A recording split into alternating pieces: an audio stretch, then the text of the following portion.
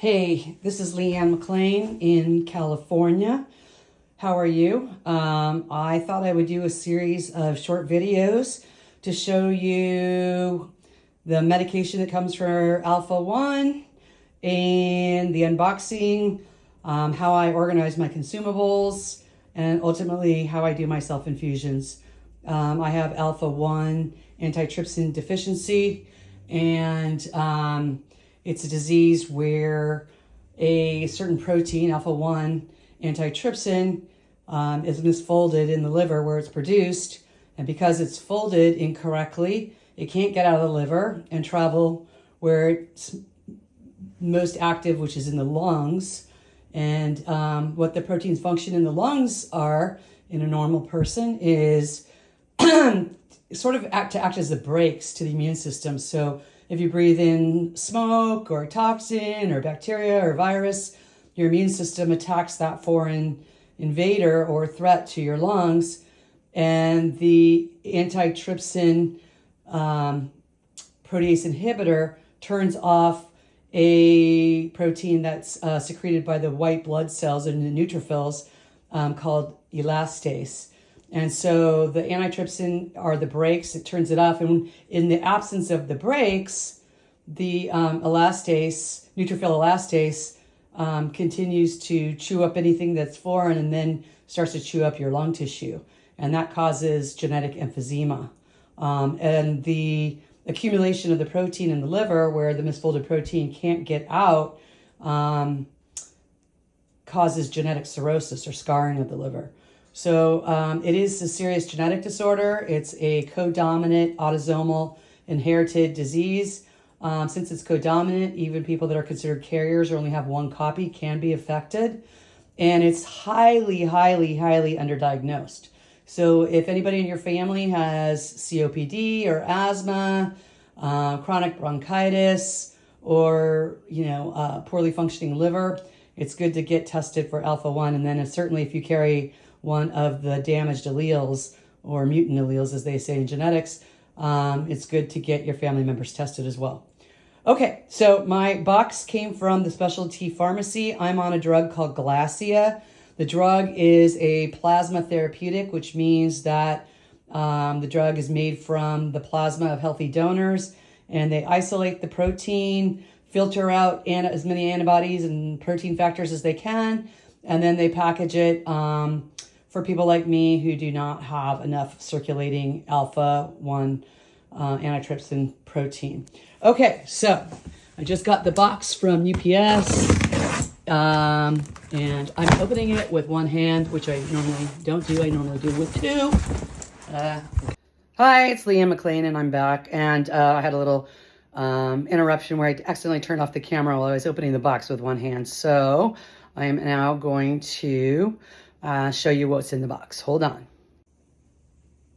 Okay, so the box comes with a styrofoam box inside of a cardboard box.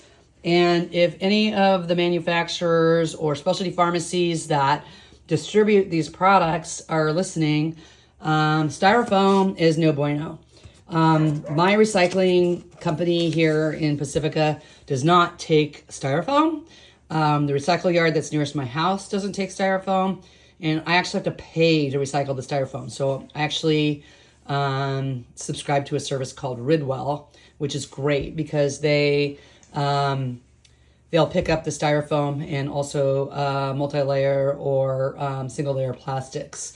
So anyway, check out Ridwell online and see if they're in your neighborhood. Okay, so there's a shipping printout on top of the styrofoam box. It just tells you what's inside. I always do a double check to make sure that the products in the box match the shipping label or the shipping invoice. Just because sometimes it's been wrong, and then you don't want to come up short with certain consumables or single-use items that support your infusion. Okay, now this is a small order for me. Normally I get another box, and it's full of consumables that don't have to be refrigerated.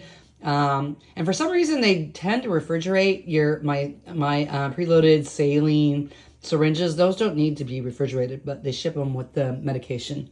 So, okay, in this box I have 4 different days worth or infusions worth of Glacia.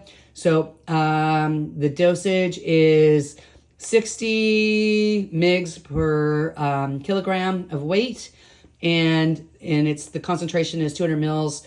Well, it's actually 4,368 mgs in 200 mils, and those are individual vials. So each of my doses is 4 vials, and they've shipped 4 doses, so 16 vials.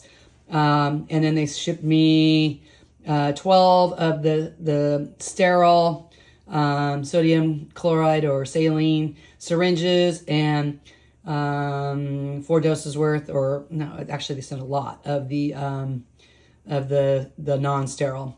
So, oh, actually it looks like I just reversed that. And then they send heparin. So you use the saline syringes for flushing the port. So I have a port that's inserted in my chest, and it has a line that goes directly into my vena cava, and the needle for the IV is inserted directly into my port. So anyway, we'll get into that more later when we set up the consumables to do the actual infusion. All right, so I'm opening the styrofoam, and yay, I get to store styrofoam until Ridwell comes again. And the other thing are these refrigerated packs. I wish that there was a recycling program where these could be sent back to the manufacturer, or at least reused, recycled somehow, and weren't going into landfill. But nobody wants these, and I've tried to give them away to all my friends. All right, these are the non-sterile saline flush syringes that are preloaded. They don't need to be refrigerated. This is the heparin. Also doesn't need to be refrigerated. And then here are the sterile syringes. It looks like there's only 4, but they said they were going to send more. So I'll double check that and call them if they're short. And it looks like I have, oh yeah, I had a shortage of the drapes. The drapes just go on the table, and then you put another drape on top of it that's sterile. But this is the drape that's, the first barrier that's on the table for the consumables and the medication to be administered. All right, so that fell. That also clearly doesn't need to be refrigerated. It's paper. And then here's the drug. So the drug comes like this, refrigerate upon arrival. And you can see that in here, let me open it. Each individual baggie has 4 vials, and then there's 4 doses, 4 vials each. So this is going to go into my refrigerator outside in the garage until Saturday when I do my infusion. And my next video, I will show you how I organize my consumables and how I set up an infusion, and then we'll probably break it into a couple videos, but I'll show you how to do the port needle insertion, and then how to set up the IV and infuse. All right, good day. Hope everyone's well, and I'll talk to you soon. Thanks, bye.